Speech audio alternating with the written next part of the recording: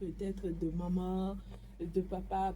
Est-ce que, selon ce que Deutéronome 18, 11 a dit, est-ce qu'il y a une ligne, parce que c'est pas une ligne rouge, d'accord, entre exprimer sa douleur ou carrément basculer dans l'interdit que la Bible dit? Bon, si vous avez parlé de limite entre exprimer sa douleur, je parle d'exprimer sa douleur est normal. Et le Seigneur même, par les écrits de son serviteur apôtre, a dit pleurer avec ceux qui pleurent. Et l'homme de Dieu, pasteur Jean a donné l'exemple de Dorcas hier, et les gens ont pleuré. Même quand Étienne était mort, les gens ont pleuré. Et le Seigneur Jésus lui-même a pleuré devant la tombe de Lazare. Mais néanmoins, je ne suis pas sûr qu'ils sont restés sur ce chapitre. Donc, ce que nous voulons vous faire comprendre depuis hier, c'est que quoi? Il est normal, parce que nous sommes des humains, on a des corps, on a un cœur. On peut avoir des émotions, surtout sentir le vide, surtout les cadeaux de Dorcas et les bienfaits de ces personnes. Maintenant, lorsque cette personne est partie, vous voyez que vous avez posé aussi la même question hier. Lorsqu'un homme et une femme se marient, on dit jusqu'à ce que la mort vous sépare. Donc, Dieu lui-même, dans sa préscience, a prévu qu'il faut que la mort sépare quelqu'un. Mais il n'a pas dit de continuer dans le deuil. Parce que lorsque une femme meurt ou bien un homme meurt, on prend la bague en même temps, on enterre avec l'autre personne pour dire que c'est fini. Maintenant, vous allez voir qu'il y a des foyers, je prends le cas de l'homme, qui aimait tellement sa femme que c'est pourquoi on dit souvent que celui qui aime même plus sa femme que Jésus est idolâtre. C'est là où on peut avoir une idole dans notre cœur, mais que ça ne se fait pas voir. On va voir les autres qui sont idolâtres. Le jour où vous perdez quelqu'un qui est cher vraiment pour vous, votre idole sort. Pourquoi? Parce que la personne, il a des difficultés à enlever la photo de sa femme du mur. Il a la difficulté de se séparer des choses de sa femme parce qu'il dit que oh sa femme. Et chaque fois c'est sa femme. Vous allez voir qu'il va rester dans cette prison-là pendant 5 ans. Même s'il se marie avec une autre personne, il ne va jamais oublier sa femme. C'est-à-dire que cette personne, non seulement, bon, il est idolâtre, mais on va laisser le côté idolâtre, mais il est toujours dans ce monde-là. Et si vous allez vers lui, vous lui posez la question, mais quand tu rêves, est-ce que tu vois encore ta femme? Il va te dire oui. Mais la femme n'est plus là.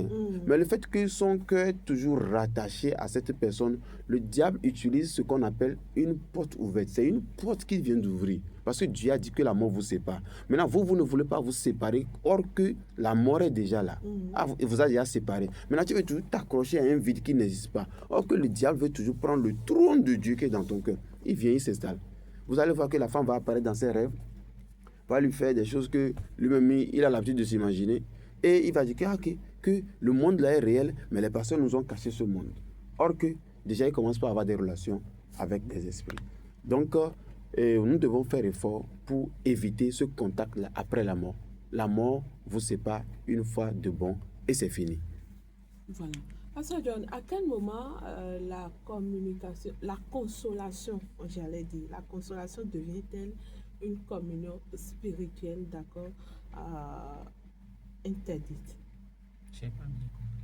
À quel moment la consolation du fait que j'ai perdu un parent, du fait que je suis en train de pleurer l'être dont je viens de me séparer, à quel moment ce fait-là, exprimer ma douleur, pleurer, bon, après tout, c'est un humain qui vient de partir. On a dit, on va penser à tous les projets qu'on avait, à comment il va me manquer et tout.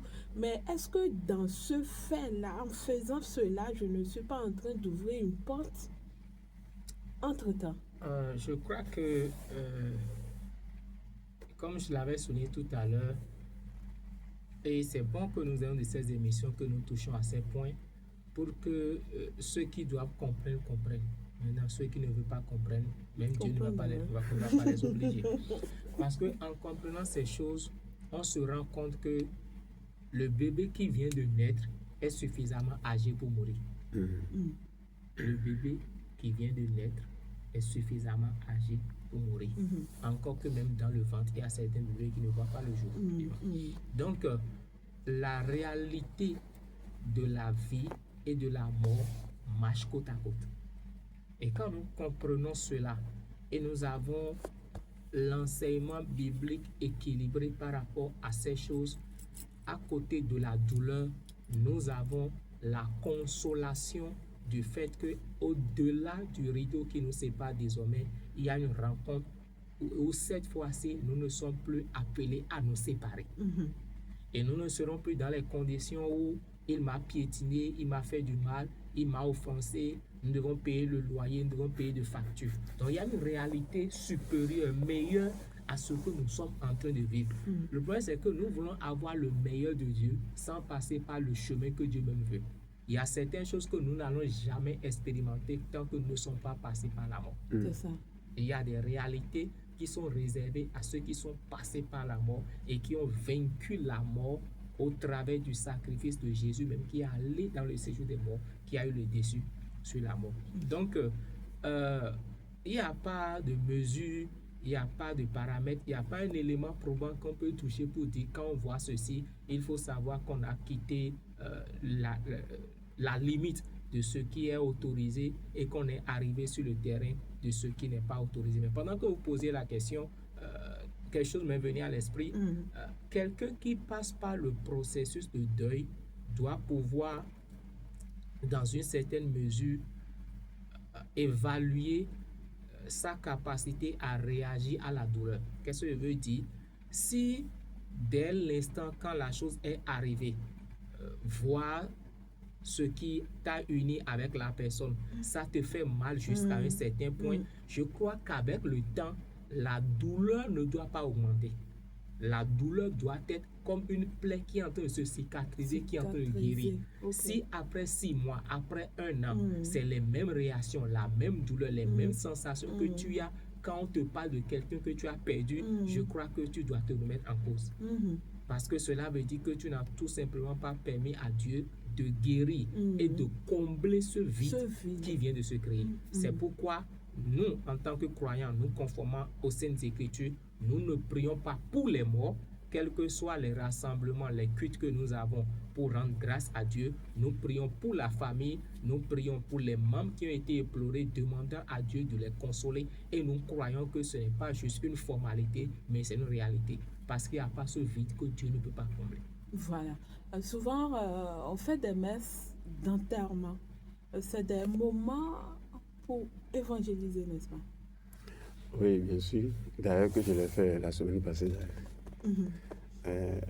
Un bien-aimé nous a invités. Bon, après avoir écouté nos émissions, bien sûr, il a dit, bon, il avait gardé le numéro et puis il a dit bon, que j'ai un de mon papa qui est mort là. Bon, moi, je veux prendre cette occasion pour évangéliser. Donc, normalement, si on voit dans l'Ancien Testament, les Lévites ne sont pas autorisés à aller dans les endroits où il y a un mort. Ils ne sont même pas autorisés à toucher à un mort. Ils ne sont pas autorisés.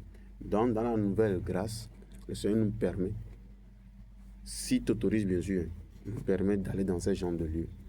Maintenant, pour toucher un des anciens points dont vous avez parlé avant de revenir ici, est que nous devons être conscients que chaque endroit regorge des esprits. Même ici, parce qu'il y a des hommes de Dieu qui passent ici, même si personne n'est là, les hôtels se bâtissent, c'est-à-dire les anges sont là. Même s'il n'y a plus les hommes de Dieu qui sont ici. Et tant que les hommes de Dieu viennent, on parle de Dieu. Ça devient déjà comme une église, là où 2 ou 3 sont réunis. Dieu dit quoi? Il est au milieu d'eux. Et de la même manière, là où 3 païens sont là, le diable aussi est présent. Le monde spirituel respecte scrupuleusement les Écritures. Ah oui, ils maîtrisent même la Bible mieux que nous. C'est la grâce que le Saint-Esprit nous donne qu'on arrive à éviter leur piège. C'est ça. Maintenant, ce qui veut dire que d'abord, les endroits un peu reculés, si on retourne un peu lorsque les anges sont déchus, et les anges sont tombés sur la terre, c'est-à-dire Satan et ses esprits-là, ils ont séduit le tiers des anges de Dieu. Il y a des esprits qui sont tombés dans la mer, des esprits qui sont tombés dans la forêt, d'autres qui sont tombés dans les endroits éloignés, dans les déserts. Ce qui fait que lorsque vous approchez de ces endroits, que lorsque vous êtes un humain, vous sentez déjà une présence, mais vous ne voyez personne. Et ces esprits-là, pourquoi on les appelle esprits des ténèbres? vous allez vous rendre compte que personne ne vous a enseigné la peur. Lorsque vous êtes déjà dans le noir, l'oppression de ces esprits-là vous crée quelque chose que vous avez défini finalement que c'est la peur.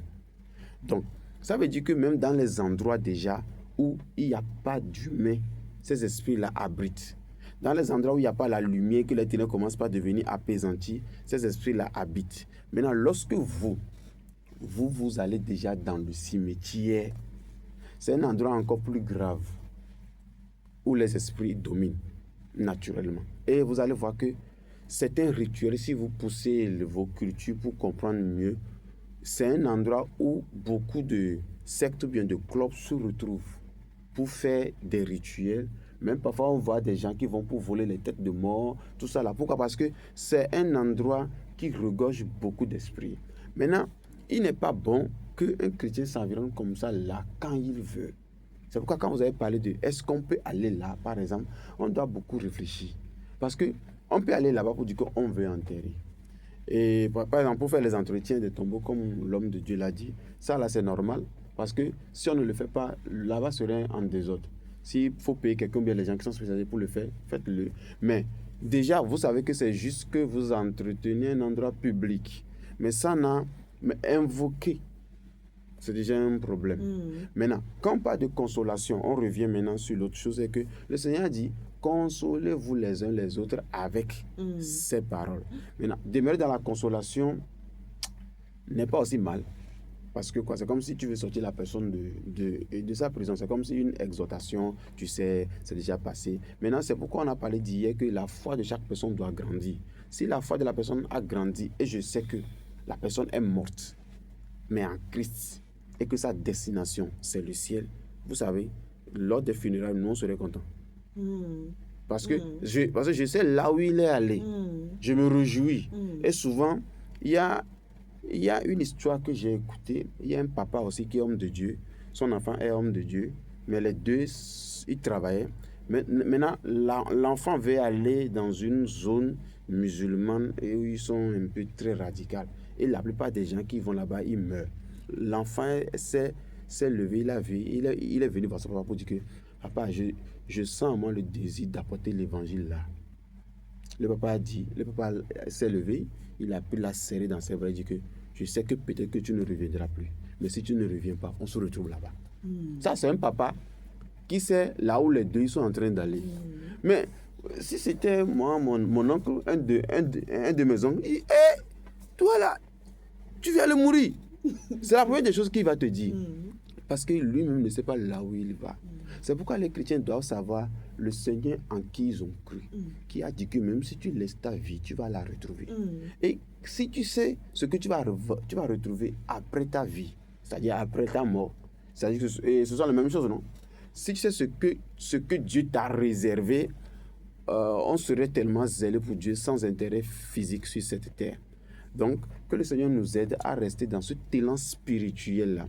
Maintenant, prier aux morts, invoquer les morts, tout ça là, ça fait qu'on a une relation avec un esprit dont Dieu n'est pas l'auteur. N'oublions pas que nous sommes tous des âmes. Un humain est une âme. Une âme est une femme. Le rassemblement de toutes les âmes sur cette terre, c'est ça qui forme l'église du Christ. Maintenant, lorsque tu commences pas à avoir un autre esprit dans ton corps, le Seigneur nous appelle prostituées. Bon, le fait que déjà que tu t'attaches à un mort, tu commences pas à penser à lui, tu commences pas à prier, tu commences pas à faire... Il va venir te visiter. Maintenant, je vous ai informé dès le début que ce n'est pas lui-même. Hein. Parce que lui-même là, s'il était mort et qu'il n'est pas dans la volonté de Dieu et il est dans les zones de torture, il a de souffrir là-bas. Ce sont les démons qui ont pris sa forme pour venir vous apparaître. Pourquoi? Pour qu'ils puissent te conduire aussi là-bas demain. Maintenant, lorsque Dieu a envoyé Élie et Moïse et à notre serviteur et à notre papa Jésus sur la montagne de transfiguration, vous allez voir qu'ils sont venus pour donner un ordre. Mais ils n'ont pas trop parlé. Ils ont apparu et Dieu était dedans. Je ne sais pas, c'est parce que quand ils ont apparu, les apôtres les ont reconnus. Ils disent que non, Seigneur, il faut qu'on fasse voilà, pour les deux. Mais après, ils ont dit que les deux ont disparu, il n'y avait que seulement une nuée, et c'était Dieu. Et il a encore parlé pour attester. Et après, il est parti.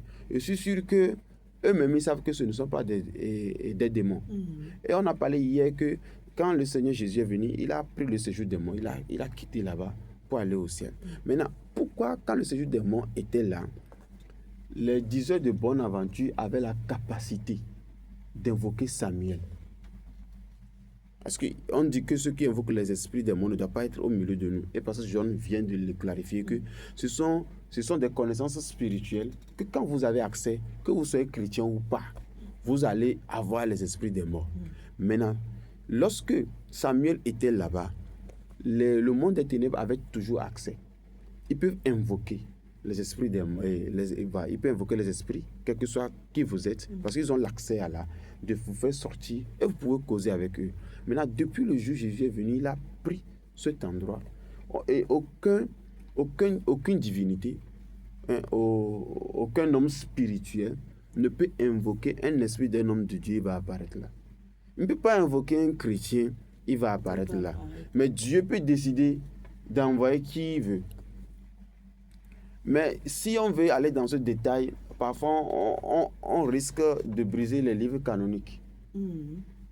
Quoique c'est réel dans les livres canoniques que les gens qu'on a suggéré de décéder, Moïse et Élie, se sont apparus à Jésus. Déjà, les gens pensent comment est-ce que les morts sont revenus. Il y a des communications entre les vivants et les morts, parce que de nos jours, à l'heure où je vous parle, il y a des gens qui reçoivent la visite de Jean-Baptiste, de l'apôtre Paul, de tous ces saints qui sont dans la Bible, y compris même Ésaïe. Il y a des gens, jusqu'à aujourd'hui, j'en connais, qui reçoivent ces visitations-là. Mais ce ne sont pas des choses qui sont bibliques, qu'on peut dire comme ça. Mais ils ne sont jamais réveillés pour dire que je veux voir telle personne. Dieu peut les envoyer. Le plus important, c'est de ne pas idolâtriser. De ne pas en faire une doctrine, de ne pas enseigner, de ne pas croire que c'est un paramètre pour mesurer la qualité de la vie chrétienne que quelqu'un aurait réussi ou bien que quelqu'un n'aurait pas réussi en tant que croyant. Je crois que depuis la semaine passée, nous sommes en train de parler donc du sujet. Honorer ces morts, oui, les évoquer, non, nous en avons créé un lien ou fait quelque chose avec eux, vice-versa. Alors, ça pose une autre question plus dure, je le qualifie de plus dur.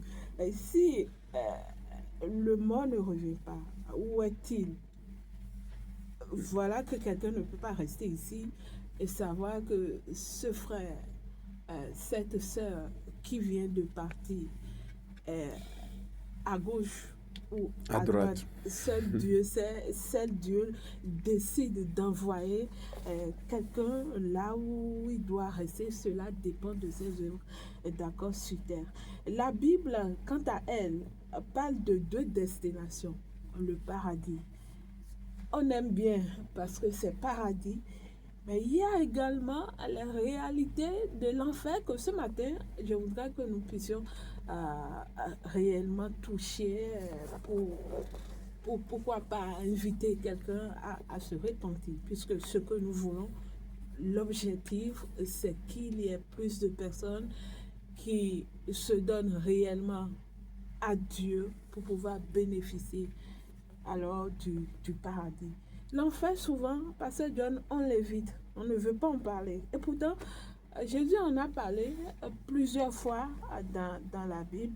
Et ce matin, on va donc regarder le sujet en face, pas pour faire peur, mais pour se dire la vérité, parce que si l'enfer existe, c'est que la question est importante pour la vie du chrétien que nous sommes.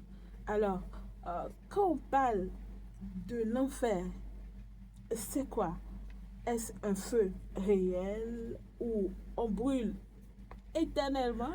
Une image, d'accord, qui dit que nous serons loin de Dieu, que nous ne serons plus auprès de Jésus. Est-ce que c'est une invention du Moyen-Âge pour faire peur? Puisque tout compte fait, quand on parle de l'enfer, quand on parle de feu, quand on parle de géhenne, c'est la peur qui vient dans les cœurs.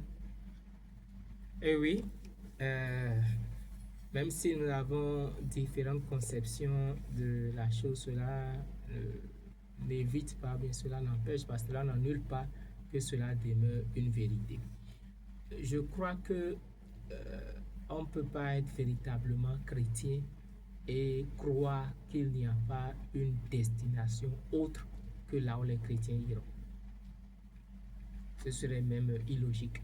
Quelqu'un a dit que Dieu est tellement bon, Dieu est tellement amour qu'il ne peut pas créer Dieu est un tellement feu bon. pour mettre sa créature à l'intérieur. Oui, quand nous ramenons la foi au niveau de la philosophie et que nous voulons réfléchir comme des philosophes, ça se justifie. Soyons honnêtes, s'il n'y avait pas un lieu de tourment, un lieu de punition, un lieu où il est possible de vivre très loin de Dieu éternellement, il n'y aurait aucune raison d'envoyer Jésus. Amen. Ah oui. Jésus n'aurait pas besoin de venir. Et Dieu n'aurait pas besoin de faire ce sacrifice suprême. Parce que les paroles de Jésus à la croix montrent à quel point il y a eu rupture, jusqu'à quel point le cœur de Dieu même a subi de choc.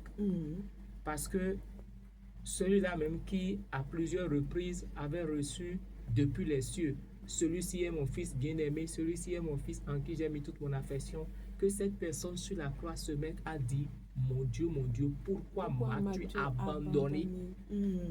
Ce sont des paroles qui doivent résonner c'est fort.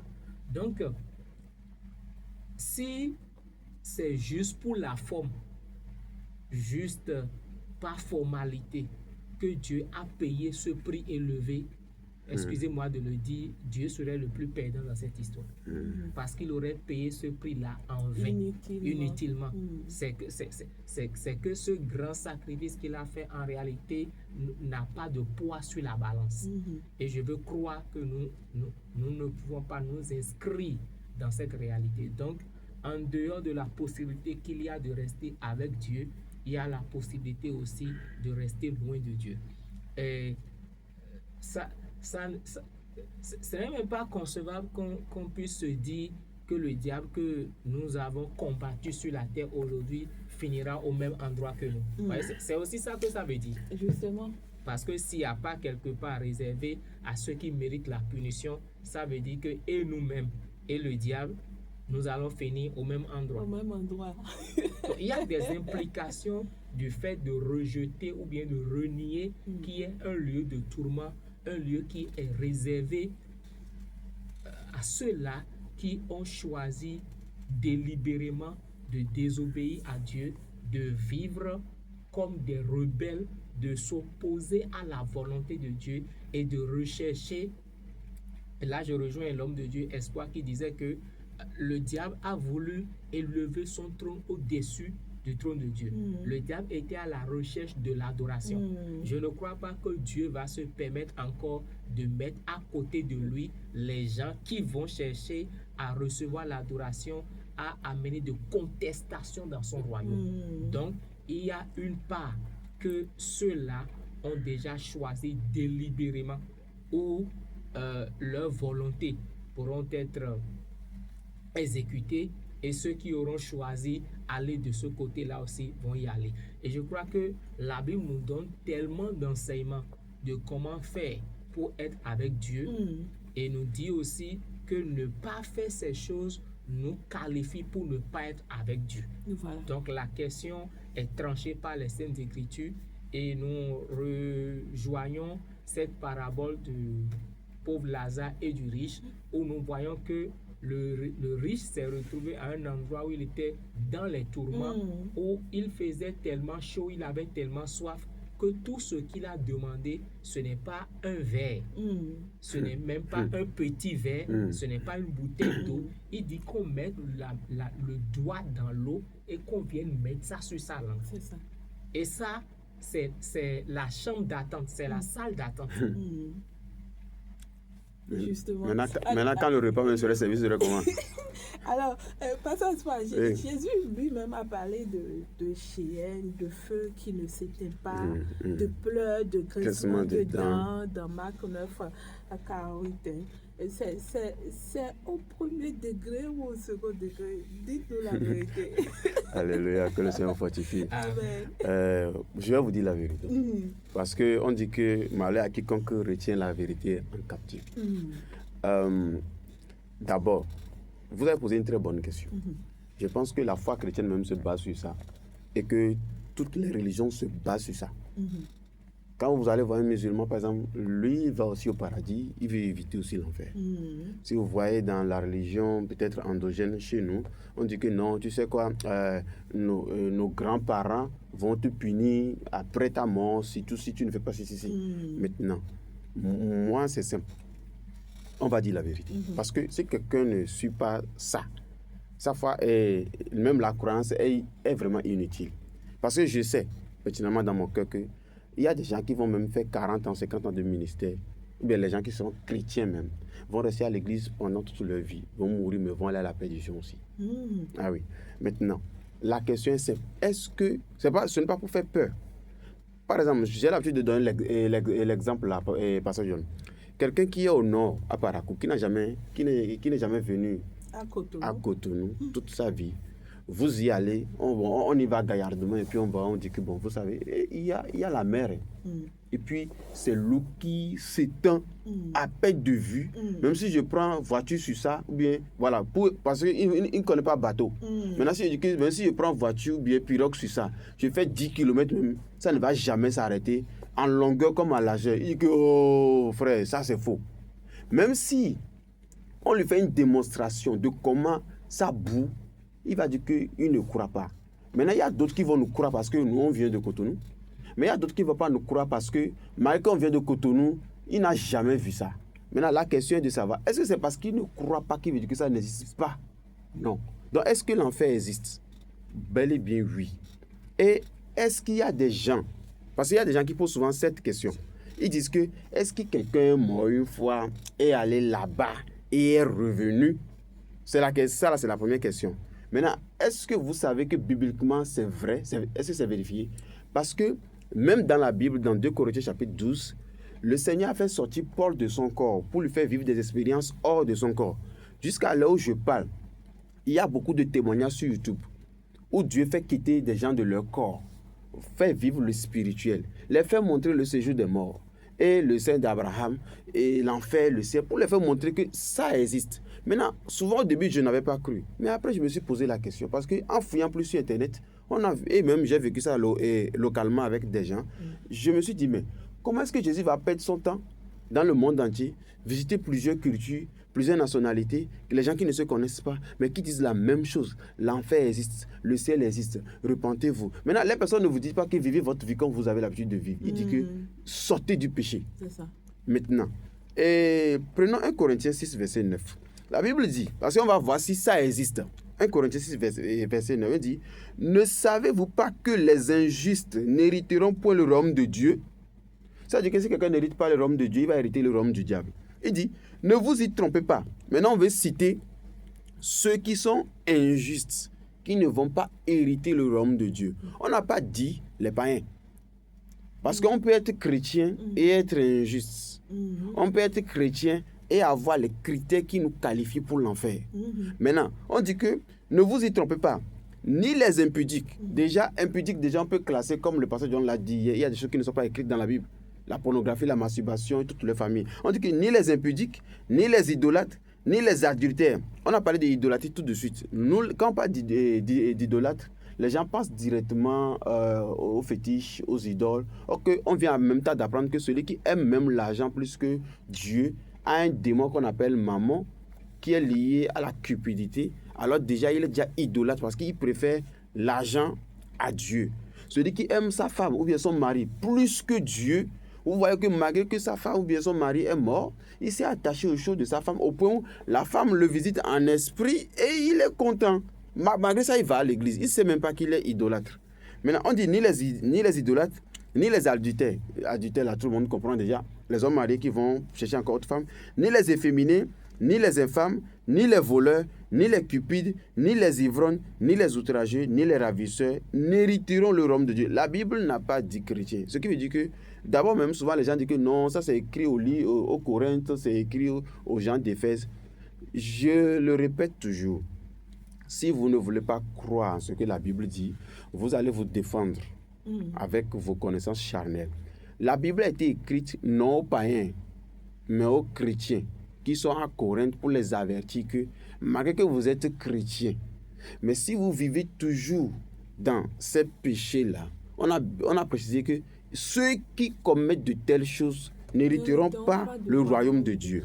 Maintenant, quand on parle du jugement, selon vous avez dit, est-ce que les gens sont séparés ou pas? Si nous lisons dans Apocalypse chapitre 20, le verset 11, on a parlé du jugement du grand trône blanc. Et c'est là où on a décrit que chaque personne a un livre. Par exemple, vous avez un livre, le pasteur John a un livre, moi aussi j'ai un livre que Dieu a déjà mis dans le ciel avec nos noms là-dessus. Ce qu'on fait chaque jour, chaque seconde, en cachette devant les gens, ou bien derrière les gens, où personne ne voit, ou on fait ça en collaboration, tout est écrit en détail par un ange qui nous est assigné, qui écrit en détail tout ce que nous faisons. Maintenant, lorsque nous lisons, on dit, dans le verset 12, on dit que je vis les morts, les grands et les petits qui se tenaient devant le trône de Dieu. Les livres furent ouverts. Ce sont ces livres-là. Et un autre livre fut ouvert. Ça, c'est le livre de vie. C'est comme si souvent on a l'habitude de faire histoire, géo, mathématiques, tout. Donc, et après, on voit tout ce que tu as fait dans ton livre. Et quand on voit que tu es qualifié à la fin de ton livre, qu'à la fin, il a vécu une bonne vie, il a donné sa vie au Seigneur Jésus, il s'est repenti, tout. Et à la fin, c'est qu'il est qualifié, son nom apparaît directement dans le livre de vie. Mais au cas où la personne a vécu une vie, c'est que païen ou chrétien, on écrit tout. Mais à la fin, maintenant, on voit qu'il n'est pas qualifié. Votre nom même ne va même pas apparaître là-bas. Ce qui fait que, lorsqu'on va faire les appels dans le livre de vie pour les gens de rentrer au ciel, les gens ne peuvent pas entrer parce que leur livre ne se retrouve pas dans le livre de vie. Donc c'est pourquoi parfois, si quelqu'un comprend ça, il comprend qu'il n'y a pas de tricherie dans l'œuvre de Dieu. Ce que Dieu vous donne de faire, faites-le sans jalousie. Et maintenant on dit, dans le verset 13, on dit, la mère rendit les morts qui étaient en lui. Maintenant, la mort même, nous devons comprendre que la mort est un démon qui est en mission d'opérer la vie aux gens. Maintenant on dit, la mort et le séjour des morts, il doit s'y rendre compte. Donc, il doit s'y rendre les morts qui sont en eux. Et on dit, chacun fut jugé selon ses œuvres qui sont écrites dans ses livres. Le verset 14 dit, la mort même et le séjour des morts fut jeté dans l'étang de feu. Parce que les gens ne savent pas que la mort est un démon, y compris le séjour des morts même est un démon qu'on appelle communément Hadès parfois. Parce que Hadès est un démon qui règne aussi dans le séjour des morts, mais qui retient beaucoup les âmes en captivité là-bas. Eux tous aussi seront jugés et seront jetés dans l'étang ardent de feu. Donc l'enfer, c'est encore vu ici affiché. On dit que dans le verset 15, quiconque ne fut pas trouvé écrit dans le livre de vie fut jeté dans l'étang de feu. Si ces écrits sont dans la Bible, c'est parce que ça nous attend. Maintenant, si on retourne directement dans Apocalypse 21, verset 8, on dit, mais pour les lâches, les incrédules, les abominables, les meurtriers, les impudiques, les enchanteurs, les idolâtres et tous les menteurs, la Bible dit, leur part serait dans l'étang ardent de feu de soufre qui est la seconde mort. Maintenant, le Seigneur Jésus, comme le pasteur John vient de le dire, si l'enfer, tout ce qu'on vient de citer maintenant, c'est l'enfer. On a précisé que c'est l'enfer. Si l'enfer n'existait pas, la venue du Seigneur Jésus-Christ est inutile. C'est que ça n'a même pas de sens. Maintenant, Jésus est venu. Il est venu pour faire quoi? Il est venu pour nous redonner l'esprit qui était dans Adam, qu'Adam avait perdu. Parce que celui qui est dans son corps, qui n'a pas reçu Jésus, est un homme charnel. Maintenant, Adam parfait est venu nous donner l'Esprit Saint.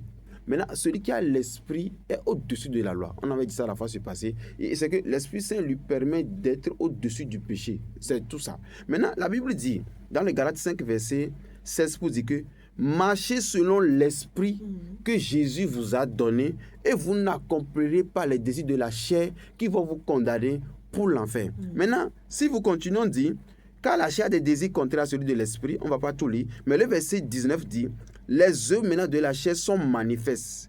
Et c'est ça qu'on a cité depuis le début jusqu'à maintenant.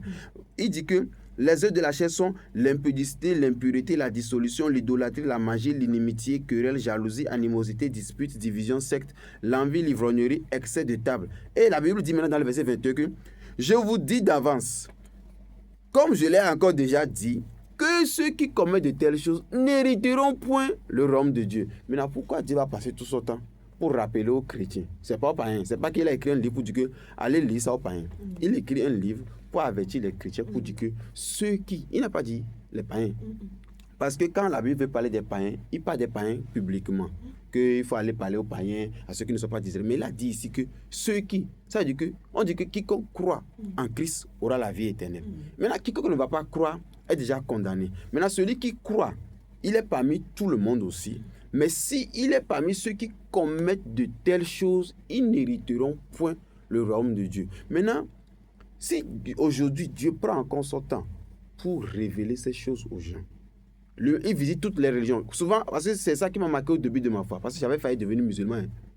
Oui, parce que je cherchais Dieu. Maintenant, quand j'étais allé sur Internet, j'étais en train de fouiller. Les gens qui ont quitté d'autres religions sont venus à Christ. Ils sont venus comment?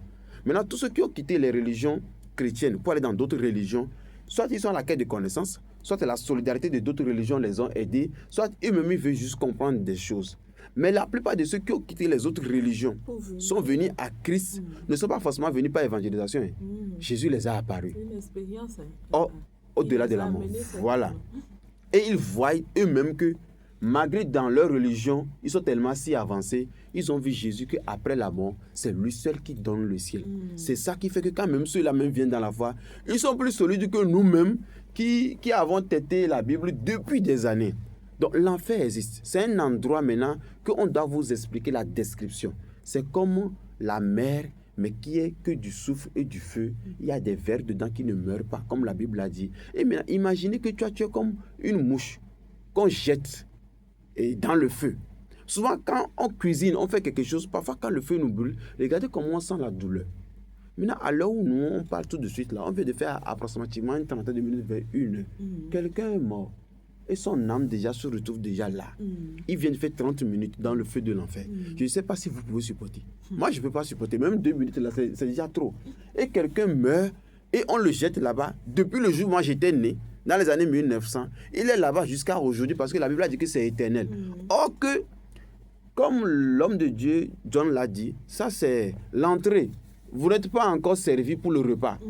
Or que, les gens disent que non, comment est-ce qu'un Dieu bon peut créer l'enfer pour les humains? Et je dis qu'effectivement, selon la Bible, Dieu n'a pas créé l'enfer pour les humains. Justement. Dieu a créé...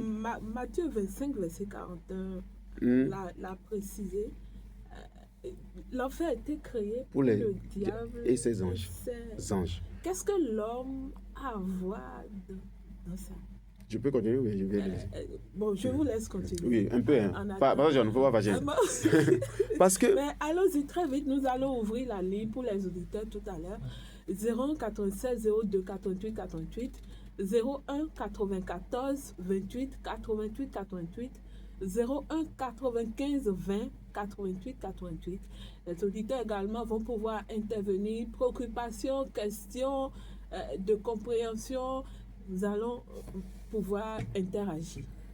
N'oubliez pas que le diable s'est rébellé contre Dieu. Et la Bible a dit que les anges ont été créés à base du feu et du vent. Je ne sais pas si vous me comprenez dans ce sens. Donc, le feu pour pouvoir punir ces chérubins-là. Parce que les chérubins sont des anges qui sont à côté du trône de Dieu. Or que le trône de Dieu est dans un feu que les gens n'arrivent pas à supporter. Maintenant, il y a des chérubins qui sont là. Eux-mêmes, ils sont en feu. C'est décrit dans Ézéchiel+, chapitre 1. Maintenant, la punition pour ces anges-là ne peut pas être du feu ordinaire. C'est pourquoi Dieu a créé un feu pour eux. Parce que ce sont des anges. Maintenant, ces anges ont été déçus. Maintenant, sont venus apporter la rébellion sur la terre. Si vous avez un papa et que le papa dit qu'il veut vous amener dans sa maison, c'est normal. Quand Jésus est venu dans Jean chapitre 14, il a dit, j'ai dès demain à vous préparer. Quand vous venez, je vais vous y amener. Donc si quelqu'un vit dans un péché, tout péché est combiné par un démon. Donc si quelqu'un meurt, alors le démon vient le récupérer pour aller dans sa demeure qui est dans le séjour des morts. Maintenant, lorsque le jugement dernier serait là, selon Apocalypse chapitre 20 qu'on vient de lire, Dieu va jeter Satan et ses anges où? Comme on vient de le lire, dans le séjour des morts. Maintenant, ceux qui les ont servis vont les accompagner. Donc, Pasteur John, je vous laisse aussi. Excusez-moi. Pasteur John, est-ce qu'on peut dire, d'accord, que le feu, il y a un auditeur en ligne, d'accord, nous allons le prendre très rapidement. Auditeur en ligne, bonjour. Comment est-ce que vous vous portez ce matin? Oui, monsieur Joël. Et nous vous écoutons. Comment est-ce que vous vous portez ce matin? Toute la gloire à l'éternel Dieu. Et c'est dérivé. Bon, je le dis comme ça. Il y a un autre qui est venu. Ok. Nous le recevons très rapidement. Que nous devons apprécier toutes ces choses que nous avons eu le temps de partager avec les auditeurs. La mort est une fin, mais la mort n'est pas la fin. La mort est une fin, la fin, la vie sur la terre, mais elle nous projette dans l'éternité. Et l'éternité a deux dimensions. Il y a l'éternité avec Dieu, dans la joie, dans la gloire, et il y a l'éternité loin de Dieu, dans les ténèbres et dans les graissements dedans. Et je joins les paroles du livre de Deutéronome qui disent « Je mets devant toi le chemin de la vie et le chemin de la mort, mais je te conseille de prendre le chemin de la vie. » Pasteur, n'est-ce pas? Oui. Que le Seigneur bénisse tout le monde. Et qu'il vous fortifie aussi vous aussi dans ce combat. Et ce qui est encore le peu que je peux acheter par la grâce de Dieu. L'homme peut tout perdre dans cette vie. C'est pas un problème. Tant qu'on vit, on a encore l'espoir. Mais après la vie, on n'a plus l'espoir. Maintenant, si notre éternité est très importante, il faut qu'on fasse tout ce qui est à notre pouvoir, notre capacité, qu'après notre mort, on se retrouve au ciel. Et nous devons avoir juste une seule information. Après la mort, même celui qui te conseille mal ne serait pas là pour te défendre. Il peut t'entraîner à une perdition, lui va se repentir demain. Donc que chacun prenne en charge sa propre vie et prenne en charge sa communion avec Christ et travaille sur lui avec crainte et tremblement selon ce que la Bible a dit pour que le ciel soit la destination finale. Que le Seigneur nous bénisse tous. Amen. Travailler sur soi-même avec crainte et tremblement. Que le Seigneur nous aide à respecter nos engagements et à savoir réellement marcher à ses côtés avec lui pour que notre fin soit glorieuse. Mesdames, Messieurs, c'était un réel plaisir de passer encore 2 jours dans cette semaine à parler de sujets importants pour la foi chrétienne. Merci à tout et chacun pour les apports, les conseils. Merci beaucoup pour vos participations. Nous allons nous retrouver la semaine prochaine par la grâce du Seigneur. J'ai eu le plaisir de partager le plateau avec le pasteur Espoir Water, le pasteur John Namlepo. De l'autre côté de la baie vitrée, elle s'appelle Miracle, sous la couverture bien sûr de Jean Messin. Toute l'équipe vous remercie.